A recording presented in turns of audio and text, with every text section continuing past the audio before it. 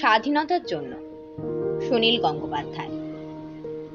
স্বাধীনতা শব্দটি কৈশোরে বড় প্রিয় ছিল, যেন আবছা দিগন্তের ওপাশেই রয়েছে সেই ভালোবাসার মতন শিহরণময় এক গভীর প্রান্তর।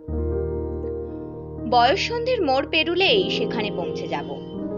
সে কি অধীর প্রতীক্ষাময় রোমাঞ্চ ছিল তখন। তারপর এলো সেই স্বর্ণময় দিন।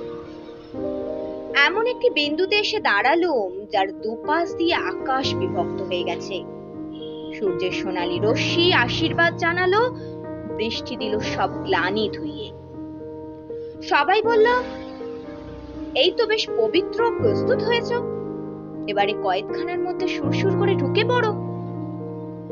22 বছরে পা দেবার পর দুদিকে দোকান ধরে টান মারল, জীবিকা ও সামাজিকতা।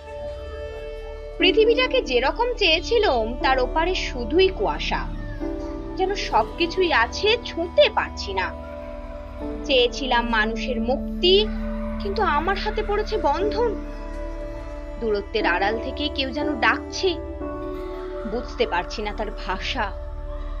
ছোট ছোট আরাম টুকিটাকি মোহজালে জড়িয়ে দিয়েছে সর্বাঙ্গ।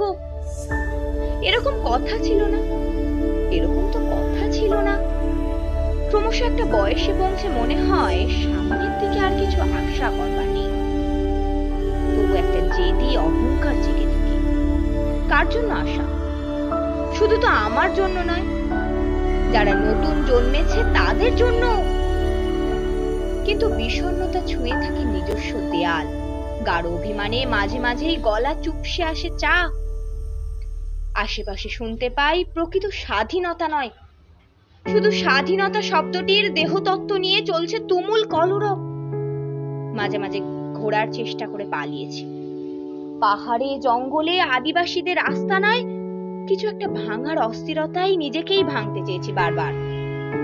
প্রত্যেকবারই কেউ ঝুঁটি ধরে টেনে ফিরিয়ে এনেছে। ঘুমপাড়ানি গানে বুঝে গেছে চোখ। জেগে উঠে বুঝেছি ওসব দুদিনের মৌখিক ছদ্মবেশ। বুক টন টন করে উঠেছে, মেনে নিতে চাইনি। মনে হয়েছে আছে আছে, এখনো পথ আছে। পৃথিবীর এ প্রান্ত থেকে ও প্রান্ত ঘুরে দেখি স্বাধীনতার পোশাক পরা অস্ত্রধারীদের মহড়া। আমার মন খারাপ আমি কেমন করে বোঝাবো? তবে কি পৃথিবী পরিপূর্ণ ধ্বংসের পর প্রকৃত স্বাধীন হবে? আমি একজন কিশোরের দিকে তাকাই, সেও স্বপ্ন দেখতে ভুলে যায়নি।